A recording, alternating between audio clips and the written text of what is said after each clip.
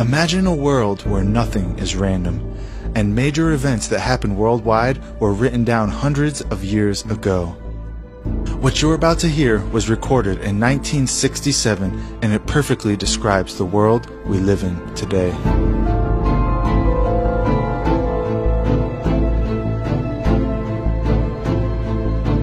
What was the secret?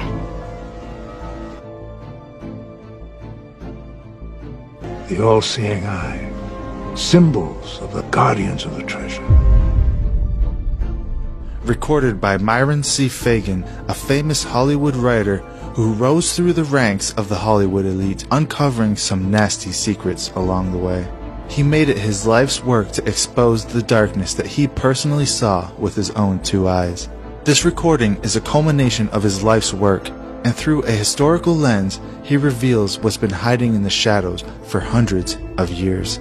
What you're about to hear is not conspiracy theory, rather is documented historical fact that holds up to the most rigid scrutiny. And without further ado, I bring you the Illuminati and the Council on Foreign Relations. The question of how and why the Illuminati is the crux of the great conspiracy to destroy the sovereignty of the United States and the enslavement of the American people within a UN one-world dictatorship is a complete and unknown mystery to the vast majority of the American people. The reason for this unawareness of the frightening danger to our country and to the entire free world is simple.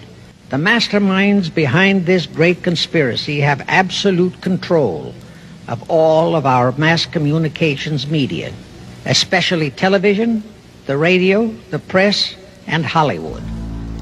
Do you have any people being paid by the CIA who are contributing to a major circulation American journal? We do have people who submit pieces to two American journals. Do you have any people paid by the CIA who are working for television networks? This, I think, gets into the kind of getting into the details, Mr. Chairman, that I'd like to get into in executive session. Do you have any people being paid by the CIA who are contributing to the national news services, AP and UPI? Well, again, I think we're getting into the kind of detail, Mr. Chairman, that I'd prefer to handle in executive session. We all know that our State Department, the Pentagon, and the White House have brazenly proclaimed that they have the right and the power to manage the news, to tell us not the truth, but what they want us to believe. They have seized that power on orders from their masters of the great conspiracy.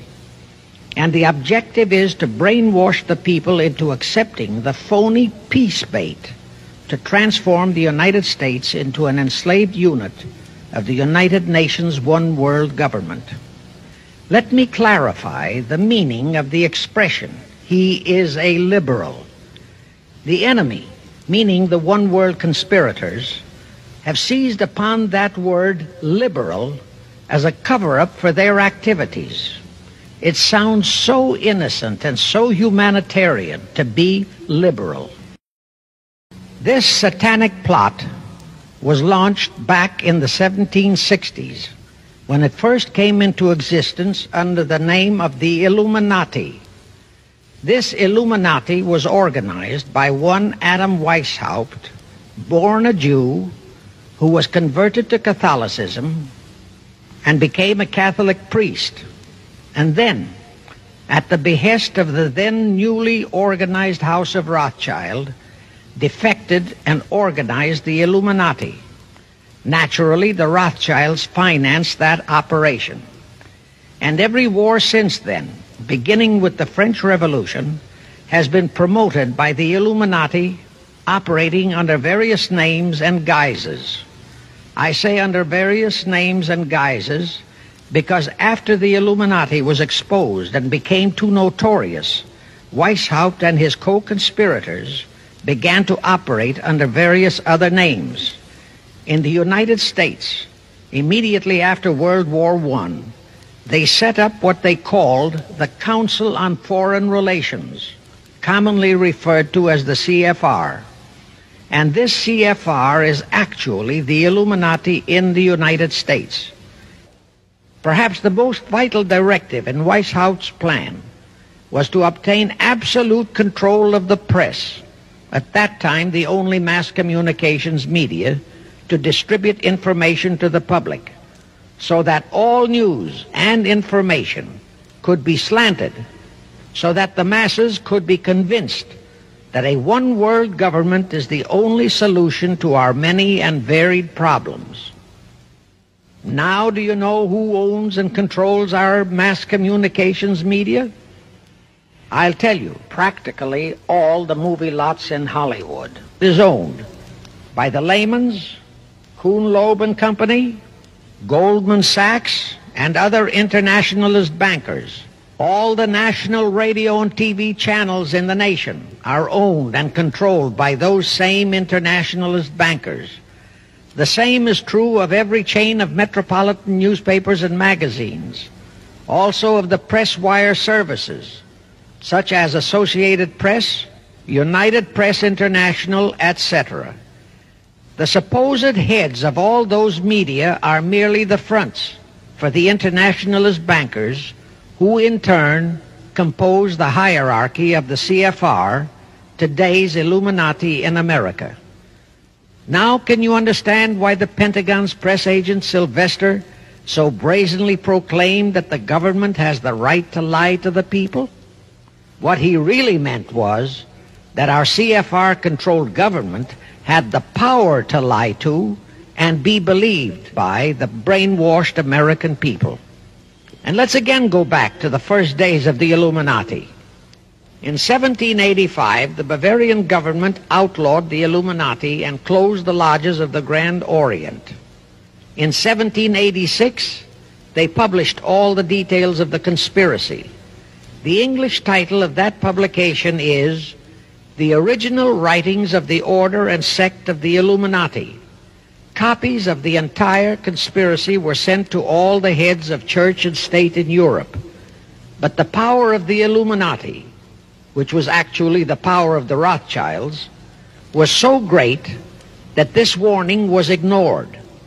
Nevertheless, Illuminati became a dirty word, and it went underground. At the same time, Weishaupt ordered Illuminists to infiltrate into the lodges of Blue Masonry and form their own secret societies within all secret societies. Only Masons who proved themselves internationalists and those whose conduct proved they had defected from God were initiated into the Illuminati. Thenceforth, the conspirators donned the cloak of philanthropy and humanitarianism to conceal their revolutionary and subversive activities, and that all that secrecy emphasizes the power of the masterminds of the Illuminati to prevent such terrible events of history from being taught in our schools. In 1834, the Italian revolutionary leader Giuseppe Mazzini was selected by the Illuminati to direct their revolutionary program throughout the world. He served in that capacity until he died in 1872. But some years before he died, Mazzini had enticed an American general named Albert Pike into the Illuminati. Pike was fascinated by the idea of a one-world government, and ultimately he became the head of this Luciferian conspiracy. Between 1859 and 1871, he, Pike, worked out a military blueprint for 3 world wars and various revolutions throughout the world, which he considered would forward the conspiracy to its final stage in the 20th century. Again, I remind that these conspirators were never concerned with immediate success. They always operated on a long-range view.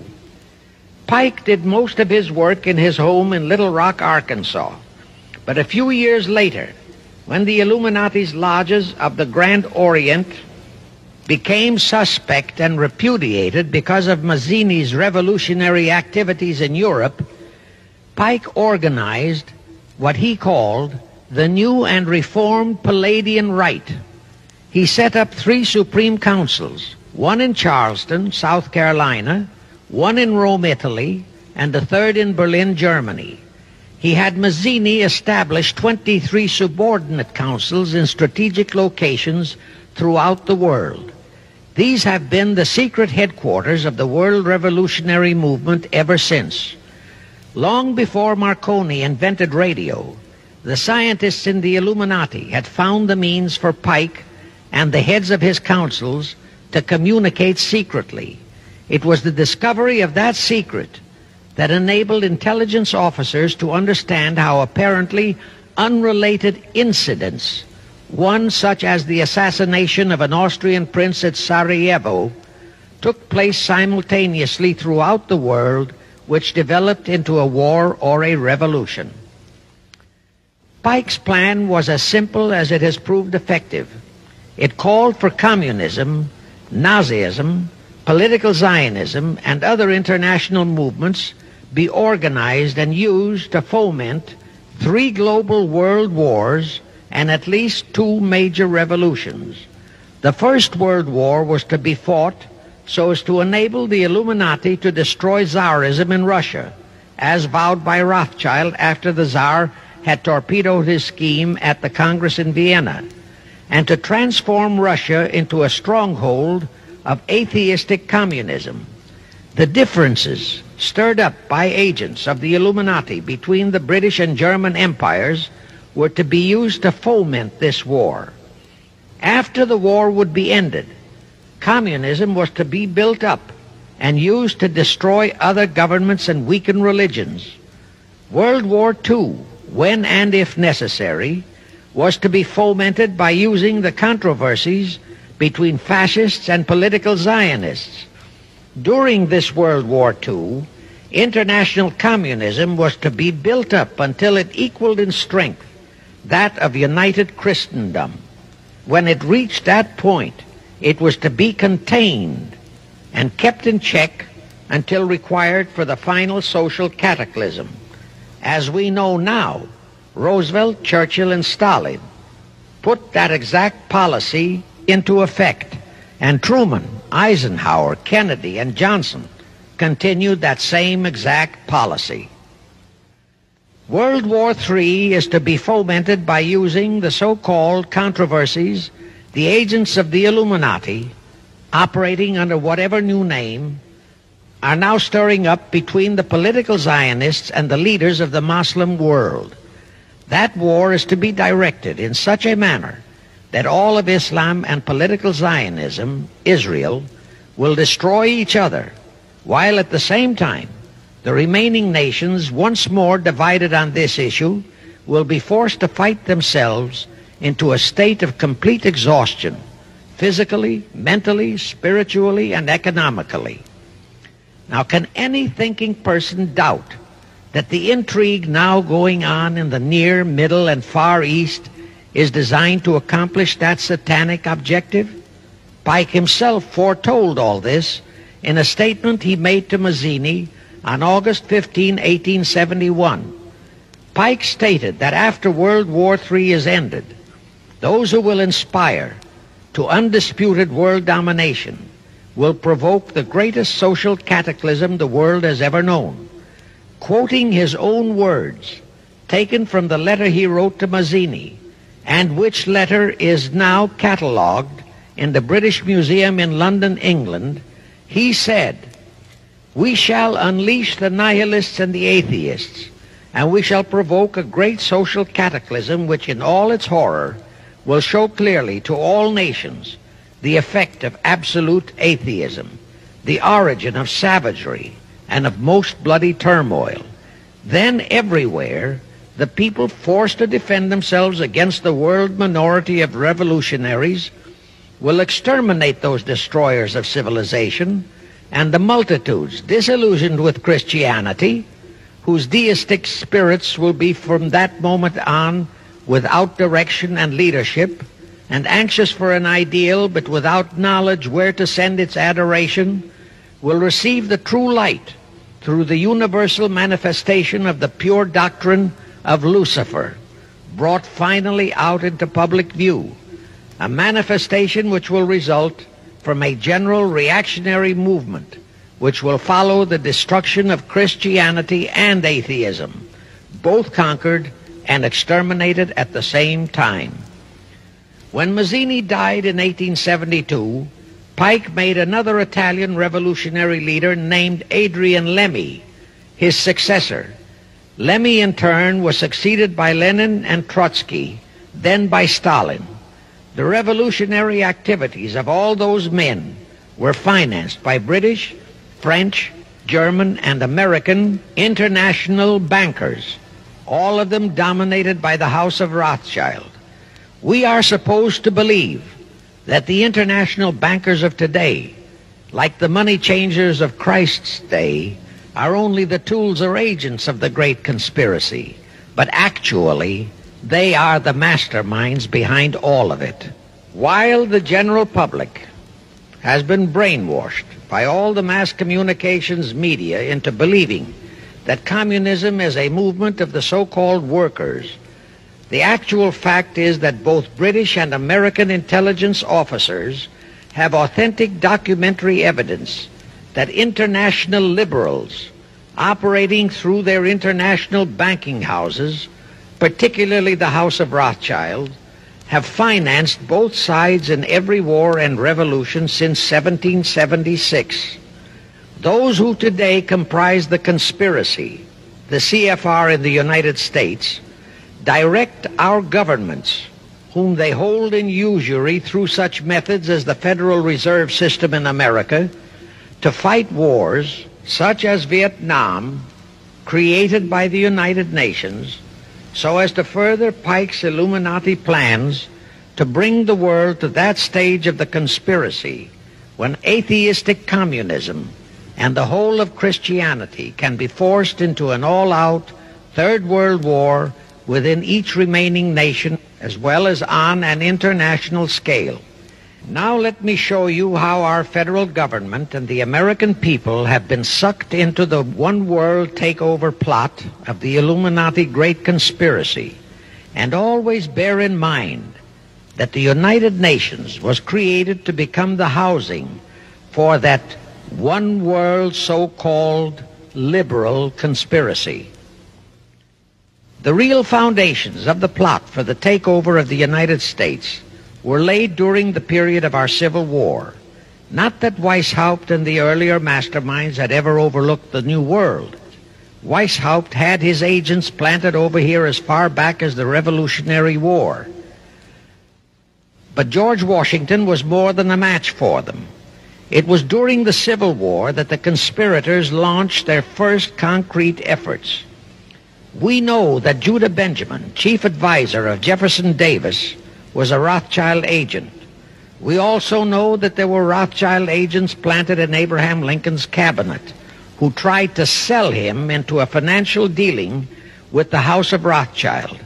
But old Abe saw through the scheme and bluntly rejected it, thereby incurring the undying enmity of the Rothschilds.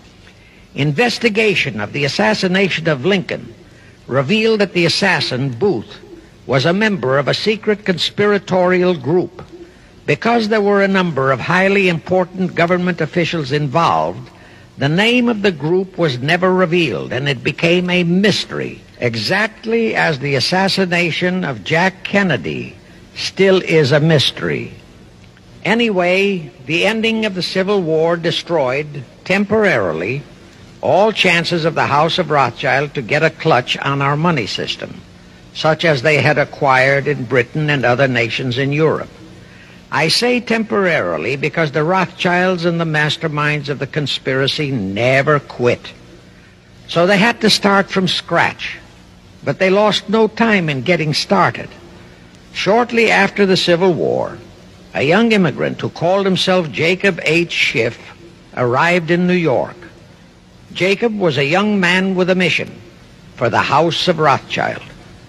Jacob was the son of a rabbi, born in one of Rothschild's houses in Frankfurt, Germany. I won't go deeply into his background.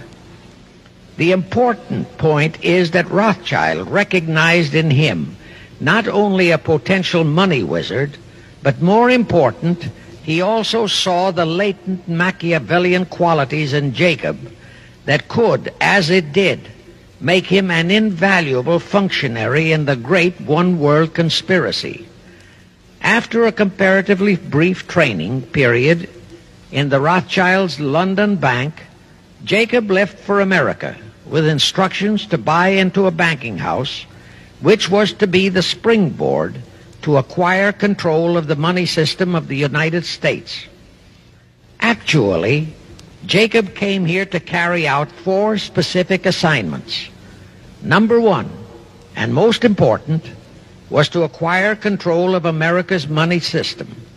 Number 2, find desirable men who, for a price, would be willing to serve as stooges for the great conspiracy and promote them into high places in our federal government, our Congress, in the U.S. Supreme Court, and all federal agencies.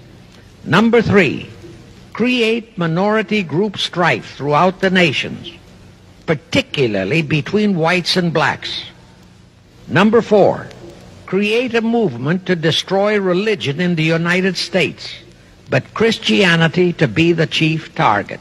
The headquarters of the great conspiracy in the late 1700s was in Frankfurt, Germany, where the House of Rothschild had been established by Mayer Anschelm, who adopted the Rothschild name and linked together other international financiers who had literally sold their souls to the devil. After the Bavarian government's exposure in 1786, the conspirators moved their headquarters to Switzerland, then to London. Since World War II, after Jacob Schiff, the Rothschilds' boy in America, died, the headquarters of the American branch has been in the Harold Pratt Building, New York, and the Rockefellers, originally protégés of Schiff, have taken over the manipulation of finances in America for the Illuminati.